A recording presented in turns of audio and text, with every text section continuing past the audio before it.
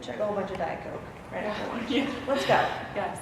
I guess just kind of tell you how we came up with an idea for this session and what we want to do or what we want to accomplish. Just like with our students when they come into our classroom, I have a goal for the class period. By the time they leave, we want them to be able to do what? We just want you to be able to leave with something you can actually use. I think this conference is full of really great ideas and almost to the point that it's exhausting. We all need another couple of days to absorb For sure.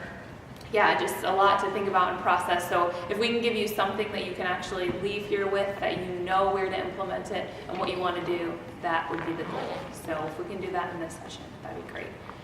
I guess just tell you that, yeah, we can do that one. All right, I'm going to pass my iPad around, and there is a spreadsheet. It has our information on it. If you would like to put your information on it, this is going to be our home base for all people who have authentic projects currently happening in their classroom. So if you ever need resources, you can contact anybody on this list, and they will send you in the right direction. Because I realize we are English teachers, and while we try and have a wide scope of all subjects, if you say, I need an authentic learning process for something very sciencey, clearly sciencey is a very advanced word, and I should not be the person that you ask for that resource, but we have an amazing physics teacher at our school who does some really fun stuff, and we would pass you along to that person, and so on and so forth. All right, so I will get that started. Totally optional, and I promise not to spam you with anything. We do have some teachers in our building. We sent out an email and said, would anybody be interested in contributing to some authentic experiences? And they sent us a list, and we can certainly get you in contact with them on that list too if they're just not here. But they're on Twitter too, and they have some grading rubrics even. So things that you want, we can put you into contact with them. So hopefully we can achieve that today too. Just to tell you a little bit about us, I guess. I'm Kelly, and we both with Sarah. We both work at Xavier High School in Cedar Rapids. And the first thing I guess we want to do is just maybe ask you guys what you think of authentic learning. What is authentic learning in your minds? What is authentic learning to you? Or what made you want to come to this session, I guess, for authentic learning? Actual question, not rhetorical. Yeah, what is authentic learning to any of you? I don't think it's coming back.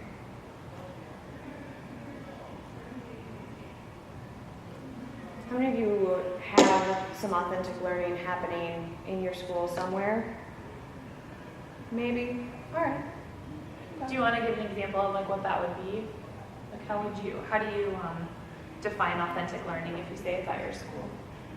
We've been using AIW for going on 10 years. Okay. So we look at all of our anchored assessments and determine,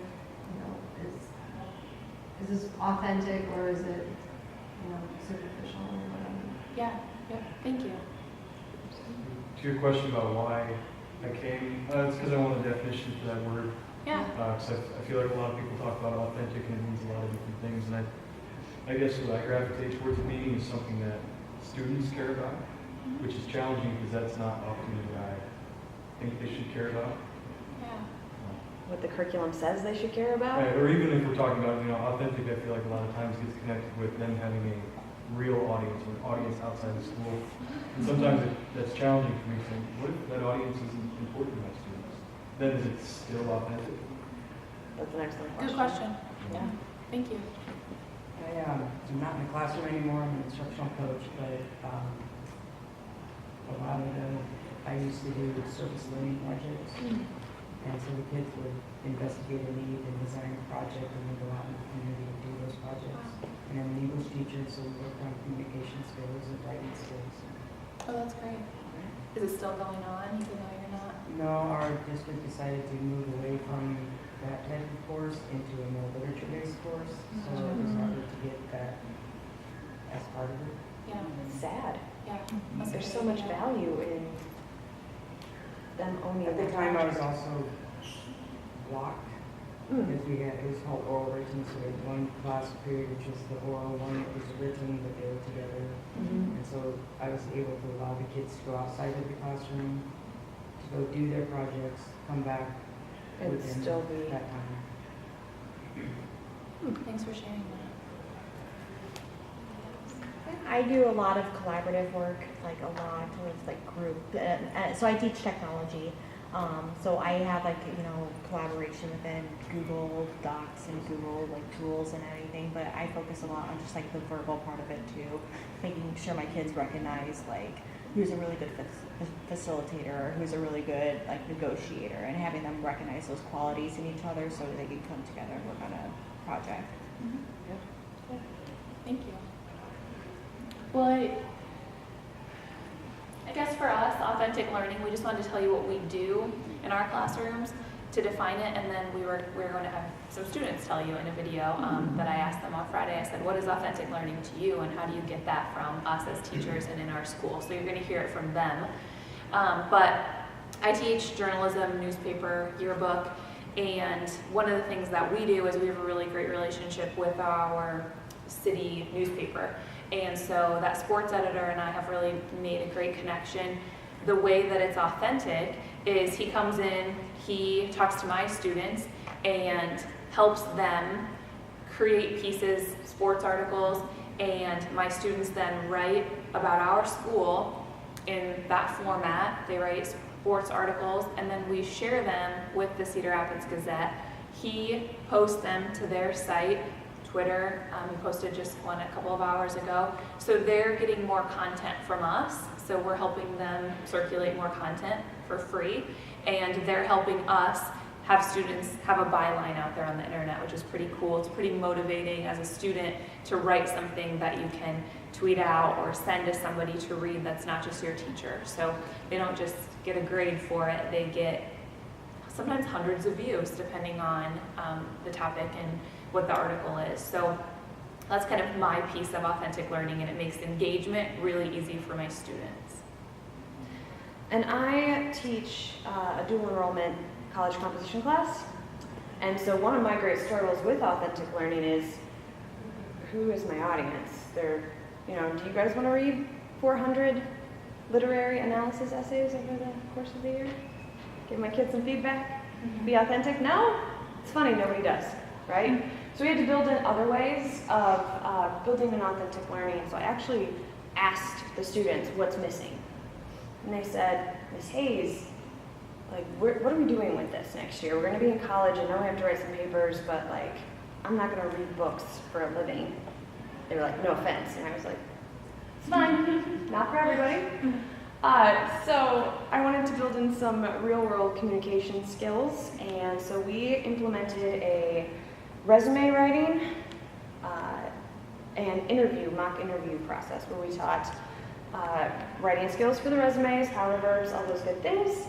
And then we also talked about professionalism, how you should respond to interview questions. And the first year we did it, I started with a class of 12 students, and I kind of cold emailed a whole bunch of people in the community, people who had affiliations with the school, but some not. And I said, would you have any interest in coming in and interviewing our kids and giving feedback? Because I haven't been on an interview in quite some time, and I hope I don't have to be on an interview in quite some time. And we were kind of just blown away by the number of people who did want to come in, and they did want to give their kids feedback. Especially since some of the bigger companies, one, they give their employees time off to do this, like built-in service work, but two, they also want to know who's coming up the pipeline. Transamerica is a company in Cedar Rapids, and they definitely take some of our kids' names, like as high school seniors, and they're hoping that in 2 or 3 years, they can bring them back to do an internship and maybe find a potential full-time job. Like, it's beneficial to them as well, which is something I didn't initially realize. So now we're doing it with the entire senior class. So we did it all in a 3.5-week span, so that's just under 200 interviews, and a lot of volunteers needed to make that happen, but it was fantastic.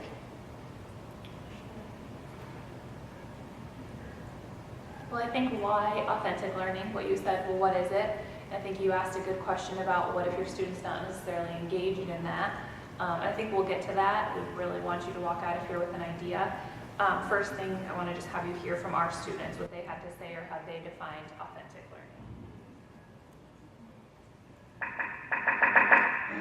Will, I'm a senior at Kellies High School, and working with the Gazette through our student newspaper just gives me a great incentive to work hard on my articles and make them extremely quality, because I think that if anyone goes into a career in journalism, that this is going to really help them, because it's just like real life what we're doing here, and it's nice to be able to have that connection with the Gazette. I'm Noah Lynch and I'm a senior at Xavier High School. I found the mock interview experience authentic because we got to practice real world skills inside the classroom setting. So a lot of our classes, we don't necessarily use those skills right now. It might be something we need later. So I found this really helpful because I get to go use those skills for jobs I'm doing this year and jobs I'm doing next year. And that was really cool to learn that stuff inside school in a more casual way. I'm Sylvia Clark and I'm a senior at Xavier High School, and I work as the editor-in-chief of our newspaper, The Express newspaper. Now, The Express is a student-led newspaper, which is really great, and as the editor-in-chief, I get to do a lot of hands-on learning and really authentic learning in my classroom. I've been taught a lot of responsibility and accountability for myself and for my peers through this experience, because I know that if I don't do my job, our staff members cannot do their job to the best of their abilities. And that's something that's really important, especially going into college and into the workforce after college. I've also learned that social media is one of the biggest strengths that our generation has to offer to the world. A lot of teachers are often afraid to get their students involved in social media because they're afraid of what they'll post. But what I've learned throughout my experience in running a few social media accounts for our newspaper is that I hold myself to a higher standard when I know that my name is not only on the line, but also the name of our newspaper. One of the best things about social media is that you can really see a great outreach throughout the community. Last year I wrote an opinion article for our newspaper that went in, and it was shared on 2 different social media platforms.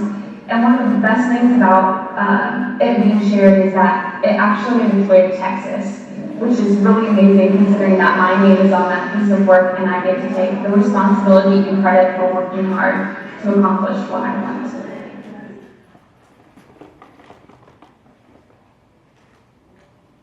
Okay, so clearly we know the students that we interviewed for this are very highly motivated students too.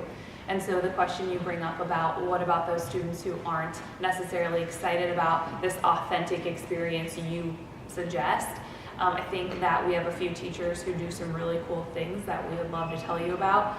One of those is our math teacher, and one of the things she does for an authentic experience is she has the students come up with problems around school, and then they have to work with the teacher to solve them. And so if you have an issue with something or you want to figure out why a teacher does something the way they do, or why the school policy is the way it is, and you're upset about it, it automatically makes you a little bit more engaged because you're picking the topic. And so that's one of the things that math teacher does.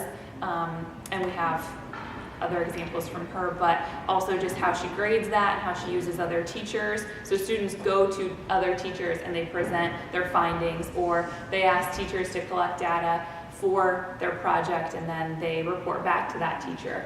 They even emailed out to teachers, what's a problem that you see around school or that you have a problem with and you would like us to research, and then they could draw from that if they couldn't come up with an experience on their own.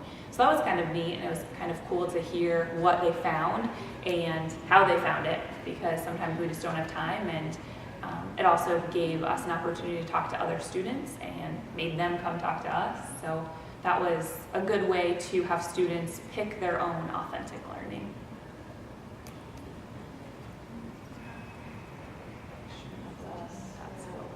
This is,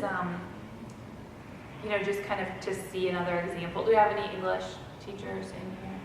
Anybody English? No? Just us? I'll skip this then, but my hope today is how I have the Gazette and the sports editor from the Gazette as just kind of in my back pocket, and I already emailed him today. I want you to have that person, because when you have that person who helps bring authentic learning into your world, it just transforms the engagement in your classroom. And so our hope is that, we don't want this to just be a sit and get from here until the end of the session. We would love to hear, what subject do you teach? And as a group, can we give you an authentic experience or a connection so you walk out of here with an idea? Is everybody up for that? Yes? You want an idea to take with you, whether you're burnt out or motivated at this point, but we want to give you something so you can go to school tomorrow and have something you can actually do.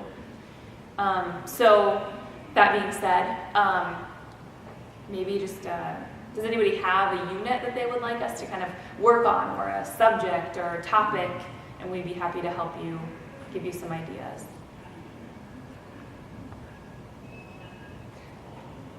Why don't you guys come on up? Like, this is really formal for me. You guys want to come up and let's just like hang out and talk through some of your units? Yeah, if you have any. We want to hear what you're doing.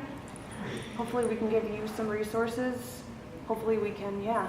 So I spent my summer writing something for my 8th grade that I called The Amazing Race, like the TV show, but it's all research based on like the state of Iowa, video games, sports, whatever.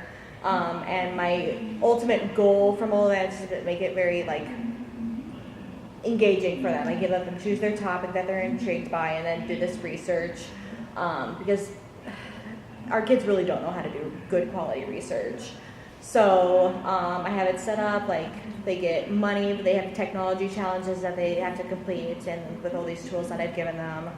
But they get like money to spend, but their mileage, because they have to drive to and from places and everything. So I put a lot of work, and I'm like, oh, this is really cool. But my kids hate doing research and hate citing sources. Like it's just a constant struggle for that. And there's a piece of me that's wondering if it's truly authentic. Like I put a lot of work into it, yes, but I want to make sure that it's as authentic as it could be. So if there's anything that I could add to it to make 13 and 14-year-olds a little bit more engaged, that would be awesome. Is the standard you're trying to reach research? Yeah. Trying to get them to research? Yeah. And like just multimedia presentations and stuff, because they knock that out with their technology challenges. Yep. So Yeah, that's a good question. I have a lot of grumpy kids too. So Yeah, research is always sort of yeah. are you the one bringing it in? But I love that you let them choose their topics. Are their topics things that they are familiar with? Yeah. So I have 8 of them. I have Iowa 2 video games ones, movie ones. I pulled the entire class and got like their movies, so they have to. I give them the picture from a movie, and they have to research like points in that picture if they don't know it. Same with music. I play like a 30-second clip from their songs that they pulled me from, and like if they don't know it, they have to know how to go and research how to find a song. Yeah. It's just a lot of work, and I think that they're burnt out. But am I missing something, or? No, I think that they probably just want the first hit is the first. Yes. Right. Oh, and then my first rule is you cannot use Wikipedia, Yeah. and they don't like that. Yeah. Right? That's the right way. Yeah. I was kind of wondering if they could make like a video journal of their processes they researched. But that Instead doesn't of- get you to the citing piece where... Right. So like they put all their evidence on a Google site. Yeah. And then maybe So like some of my technology challenges, like they use Canva and make like a digital poster. For example, my movies have to tell me your favorite movie and why. I have a 3D printer so where like they can create something related to their topic. That's awesome. Yeah, they don't know how cool this is. I know, I put a lot of work into Yeah. it, but yeah, I just want to, like I said, like my biggest thing is I want to make sure it's authentic. Right. Because I struggled too with another topic of mine for typing. Mhm. I do typing as well, and they do not like to do that either. Yeah. So we did typing.com, which is just like random letters and words, but I switched to typing test, which is more like paragraph driven. I'm just really covering this authentic learning piece in my classroom. I'm really trying my best to make sure I'm doing the best I can. So I would love feedback. I'm not a tenured teacher by any means. So Yeah. These are all, what you're doing is awesome. Yeah. For the typing, what is the skill? Is it just that they need to be able to type, or is there a test Words at per the minute end? and accuracy. Oh, nice. So, like, would blogging work for them? But again, they would need to be motivated, you need an authentic audience, like responding to one another about as they go. Would they be motivated if someone else is reading their writing, like it's blogging with another school, another country? Quite possibly, yeah. Like you use a rival district maybe. Yeah. I teach at Anamosa, so not too Oh, far yeah. from you guys. Yep. So. Oh. Yeah. What grade is it again? 5th through 8th grade, but this problem really is with my 8th grade. Yeah. So, and I mean, I don't know if it'd be helpful to look at people who are the same age, or even just get them high school students who will write back and say, dude, we use research all the time, we cite things, and also typing is a skill. And then they feel like they have a buddy going into high school. Yeah. Blogging, I think, is a good option. I don't know if we could get you in touch with some of our 8th grade teachers too, and just maybe that would be something you can set up. I have a freshman class; they're a little bit lower level, but that's similar to an 8th grade level. We could certainly connect to, and it's a good way to test their writing. In terms of the research, my first thought was kind of like what our math teacher does. What's a problem? What don't you like about something in our school? Do you want to research why it's that way? Is there another way we could do it? And I don't know if that would be getting information from online or not, but it might be a good place for them to say, I'm mad about this. Okay, what are you going to do about it? And how are you going to find the answers to that? What you did is awesome. It's too bad that they don't see the value in that. That's a lot of work. It is a lot of work. Yeah, it is. Yeah, but it is hard when we say, you've even given them choices, which is That's step one in authenticity is they have to own something. For sure. And maybe it's just a lack overall, like in the school setting where they aren't getting a lot of authentic learning at all, to where they're just disengaged from anything that they really do at Just that give us the point. answers and we will fill in the bubbles. Yep. Good for you for pushing that. That's awesome. Did you put your name on that? Okay, sounds good. I'll connect with you. That's awesome. Anybody else want to give us a subject or an area, a unit, anything that you'd like to make more authentic?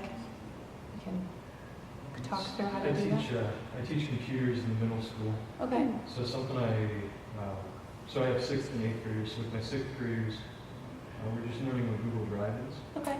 They know what Docs is, what Slides is, what drawings are. So that's something that I think just the file management and the productivity that come out of learning how to use the Google Drive has, immediate impacts on, especially their school life. But that is something that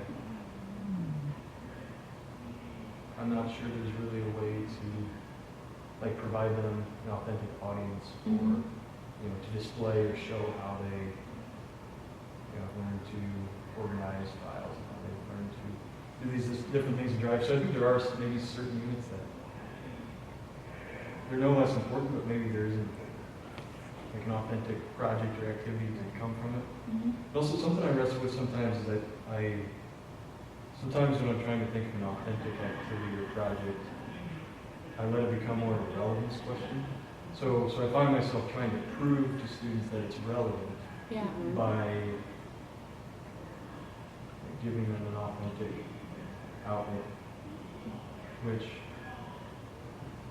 I don't know what the connection is between authenticity, relevance, real world.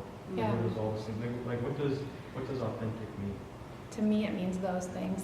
It means real world. It means a connection that you can use outside of traditional school, in my mind. I don't know if you agree with that. I like the idea, of having the student have some sort of ownership. And what you're saying is sometimes they don't see the relevance. Even when you're giving them the authentic choice, they're still choosing not to make a choice. And you're no.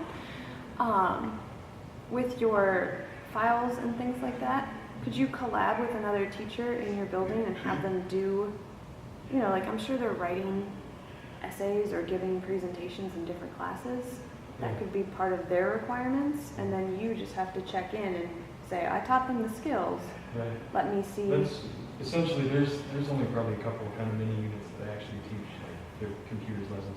Everything else I teach is because they're going to need it for social studies, or because Oh, yeah. I know that unit is coming up in literacy.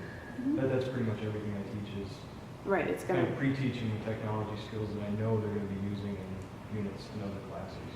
Yeah. And so that helps a little bit. Yeah. But sometimes students, and actually we have very, very motivated students. So I don't want to make my students sound, because they're incredibly motivated. But it's still hard sometimes when they, even if the connection is still within school. Yeah. Like, well, this is going to help you with literacy. Yeah. Okay. Yeah. This is going to help you with math. right? Yeah. Okay. No, I'm not interested.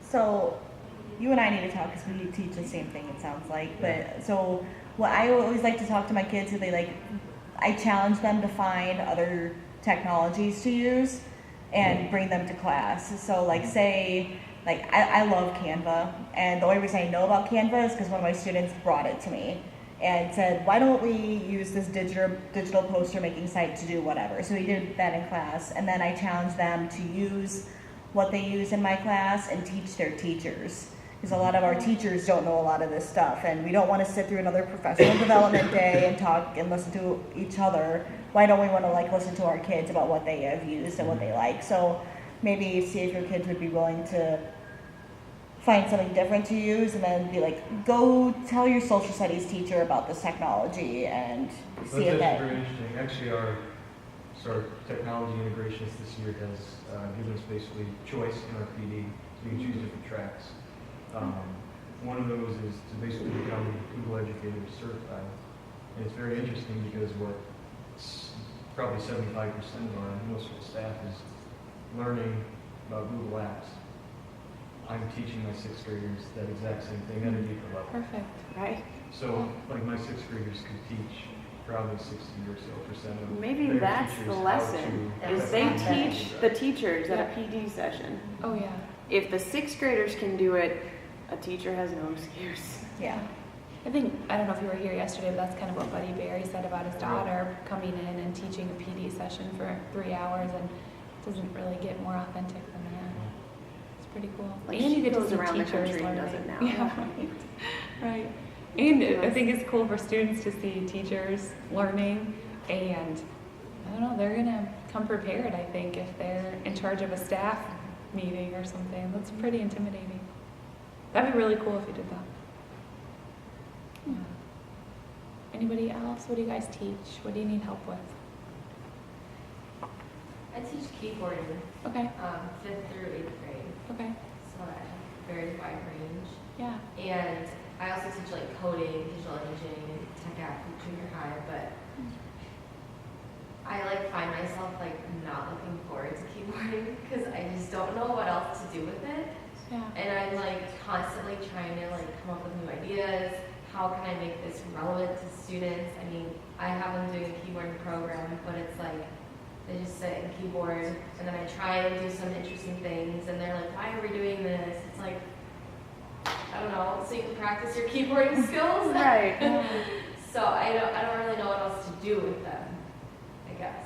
And how can I make keyboarding authentic to them? Because right now, all they do is type essays Yeah. for school, and they don't really see the point in keyboarding. I think you two could connect too. Yeah. But I just think blogging is relevant. I get them engaged in blogging. I do a tiny blogging unit for journalism. I just get them engaged by showing them students who blog, people who make a living by blogging, alumni who they care about who blog when they go study abroad somewhere. And then they're like, oh, okay, like I kind of want to do that, so I can see myself doing that, or they know the student.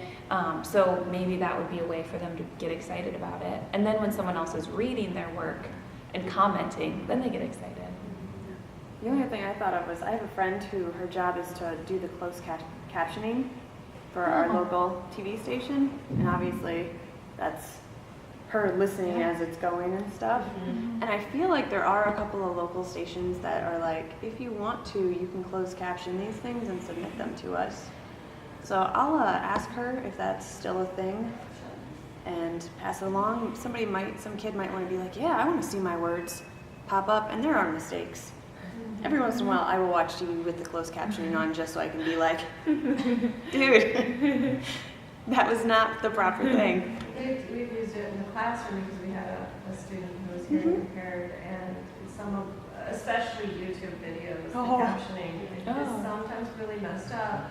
And while I often preview a video, I don't necessarily preview the captioning, and there were some embarrassing things on occasion when I had the student in class, because sometimes it was typos, and sometimes it was just completely It was, I was gonna say it was word salad. Yeah, Because you were like, it was a those mess. things don't go So together. that would be a really good application of that, being able to type accurately as you're hearing something. Yeah, or make a YouTube video and require the closed captioning. Yeah, if you made the video, It also that's always legit. makes me wonder, like, we don't change, schools don't change what course requirements are very quickly. And is keyboarding, like, is some of the problem, is that still irrelevant in that specific and narrow scope? You know what I mean? Like, we had to look at that in our middle school, because what they were doing in keyboarding, he started going off on his own, then when they get to high school, they're like, well, we already learned all these things. So instead of adjusting, they narrowed down what our keyboarding person could do. Well, I wonder if some of that plays into the whole authentic learning as well. Like part of this is that we've taught students to sit and get, and when we want them to move out of the box, they don't really want to. They don't know how. Yeah. Or they're really scared to try something and not have it be a success on the first time. So sometimes, I think we should show them our failures. Like, hey, we're gonna try this, and at the end of the day, if it bombs, I'm gonna tell you it bombed. And it was, here's why. But I agree with you. I do feel like, I don't know what they'll be using in how many years, but our kids, we have a one-to-one iPad program, and therefore the keyboard is too condensed. Even if you have perfect form, you're still not going to use it that way. So all of the keyboarding they did in middle school is not applicable. Or my district started keyboarding in 4th grade. So they've been keyboarding now from 4th grade through middle school. Seriously, if they don't have it yet, they're never gonna get it. Yep. So let's look at how we're using this time differently. Yeah, I would agree with that. We had that it should be too, the argument. and they got rid of it a couple of years ago. Yeah. You could pass out of the class, I think, if you showed you could pass out of it, but which most students do. So, Interesting. yeah. So maybe there's different projects you can be making that are a little more innovative, and then keyboarding's in it. Motivate you to go Sneak to it class in. too. It's like when you make those casseroles for kids that are like, you're gonna hide the veggies Yeah. in the bottom. You're not gonna know because they're covered in cheese, but Thank you, that's good. yeah. Any other? Can we help We're you? both instructional coaches. Okay. And we don't have keyboards. Yeah. What are some of the common requests you get from teachers? What do they want from you? Mediation. Yeah. No, we have a bunch of changes this year, so we are working with teachers through the changes and learning how to best support them. I think has been my main role this year. Yeah. So and I think it's about what you put on there too. That and trying to help teachers incorporate more technology, feel more comfortable with that.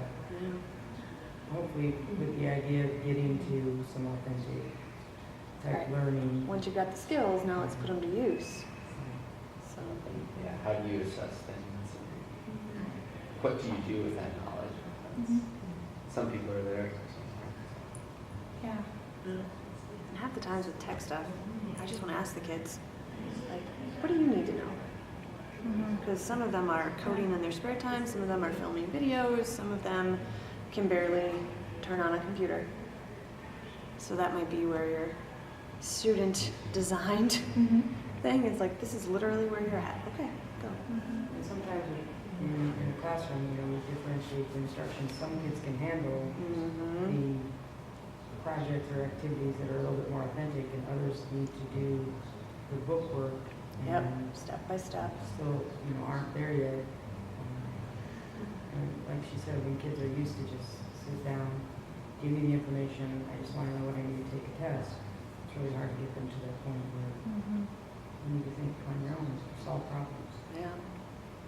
I think if there's anything we can get you guys to take away, it's just that asking the students what is a problem they want to fix.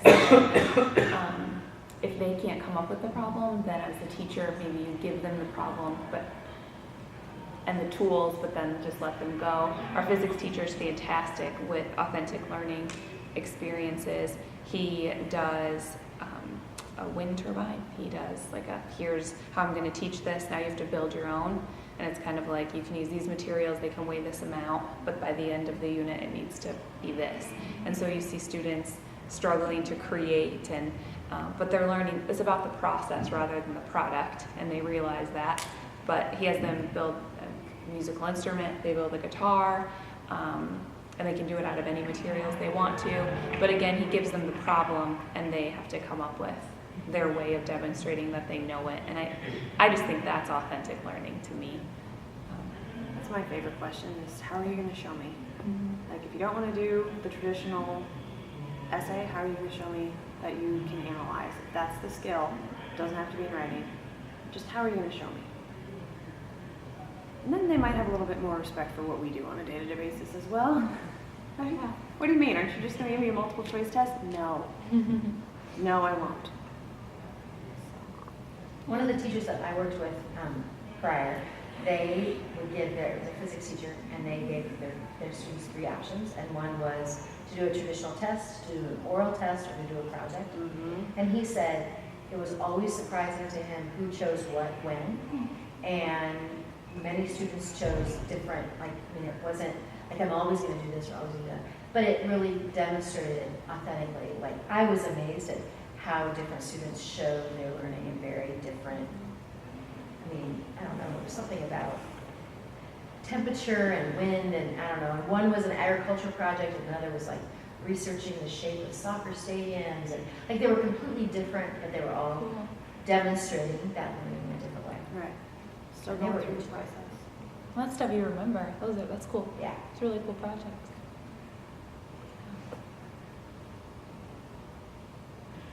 Finding your topic and having your student created the genius hour for it is the best way for them to be the most engaged as they can be. So kind of besides defining other areas we can help you with, do you want other examples? Do you want any other units? What can we do? We're here for you. What can we do for you? Who can we connect you with? We don't have keyboarding, sorry, but anybody, we can still get you in touch with somebody probably, or you guys can connect. I would also be interested in math examples. I teach a couple hours of math, 6th and 7th grade math also, so. Yeah, definitely. Some ways, math is always one. Yep. The more I can get their butts out of the seats doing math. Yeah, I have a great connection for you. She's fantastic. And she works really well with the physics teacher too, and some of their examples combine, and so they come up with rubrics together and examples together, and they're real world stuff.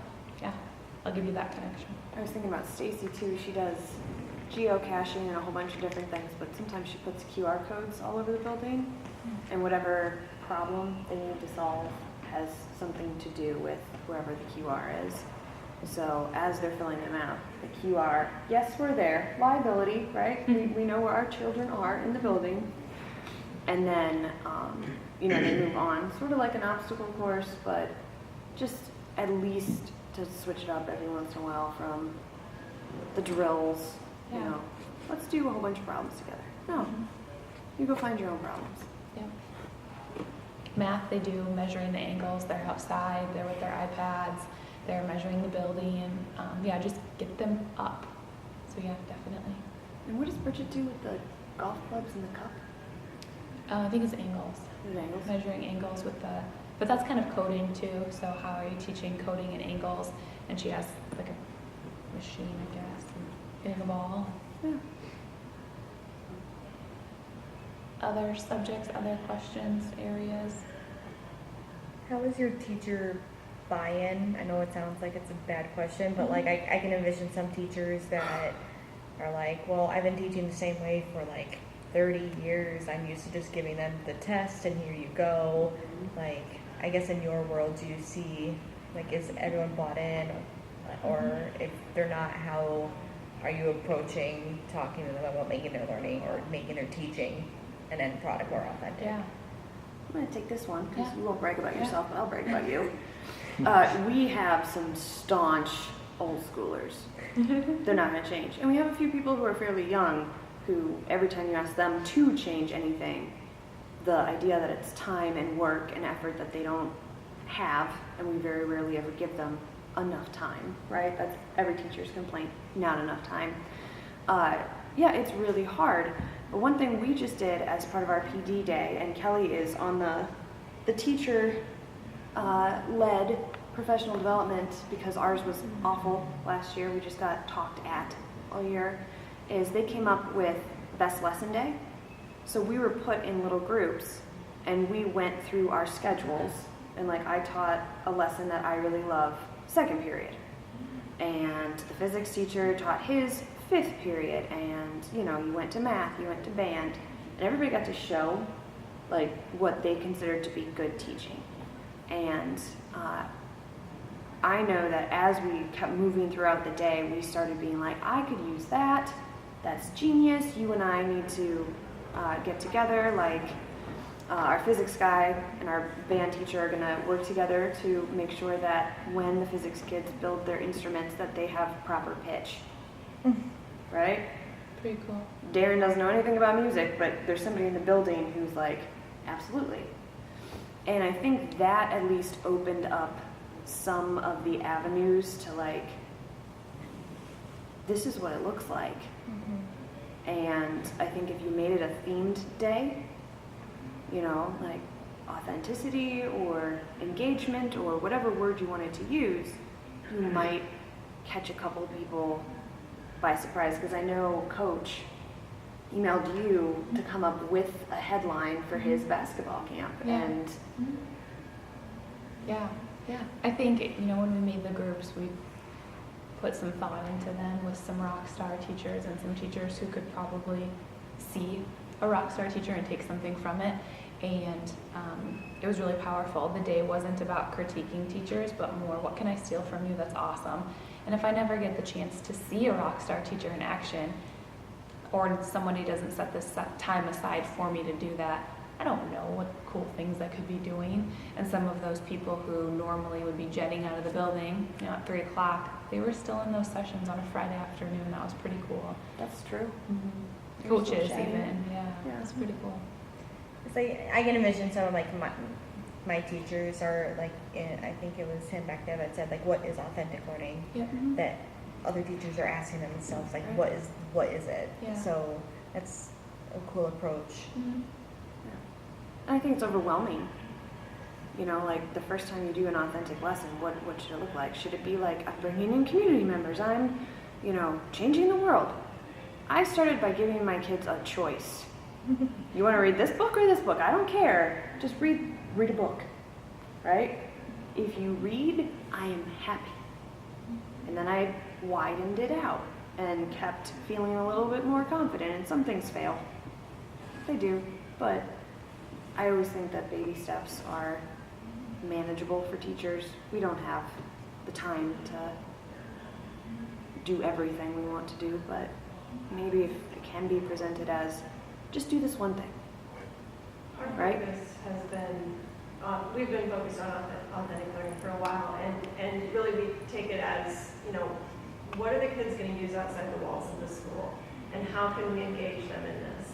And so, like I said, we've been focused on it for a while, but it's been such a focus of our PD, it was kind of starting to get a little bit rogue for us even. You know, Yeah. we created these tasks, we had them, you know, scored and you know, looked at by other teachers.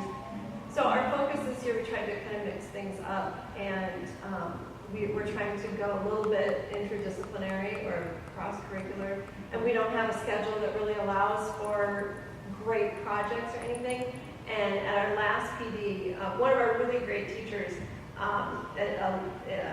English language arts teacher, had this article that she'd been afraid to use for like 3 years because it had all this data and statistics in it, and that was not her thing at all. And so she said, can I get a math teacher to help me with this data? Her unit, her concept was about the American dream. And this article had all these statistics about, you know, why people aren't achieving the American dream and all this stuff. And she didn't know what to do with those numbers. So it just so happened, you know, it's a junior level class, and the junior level math teachers were like, oh, this fits in perfectly to our stats unit. You know, we would love to come and work with your class on this. And so even though, you know, it's not going to be a project, it's not going to be, you know, truly cross-curricular, it's going to show these lit kids that there's value of math in an English language arts concept. Yeah. And it's going to show these math kids an application of how they could use stats in other areas. Yeah. It's not a project, it's not an assessment, but it's a piece that is kind of bringing them together and showing them the authenticity of it. Yeah. Yeah, great. Good example. Thank you. That's cool. And hopefully maybe if that starts in one little pocket of your building, can that spread and people keep working together? That's kind of what we're focusing on. I teach government, and one of the other people that's with me here, we were just talking yesterday, and she was talking about her speech class, and the American Legion has this Voices of Democracy. Yeah, and she's the like, contest. I just can't get my kids to get excited about it. I'm like, what do they have to do? They have to pick a theme in democracy, and they have to write about it. And I'm like, maybe we could work together. Yeah. I mean, it's not the same Weird. kids. You know, she's not the same kids in her class that I have. Like, but we could, you know, we could tag team this, and we could, you know, we could jazz it up a little bit. Yeah. So. You said you teach government. The final exam for our government teacher this year was, he handed it to me just to look at and review, but it was simply solve the healthcare crisis in America. Go. That's a great assessment. It was really great. Yep. And so he kind of had a few steps you walked through, but I just thought, oh my gosh, that is an awesome final exam. It was really cool. Somebody needs to solve it. Yeah, right. Yeah. We might be teaching those kids. It's right now. It's real life. Kids. Yeah. I'll figure it out. So we are at time. Yeah. Thank you all so much again for sticking around and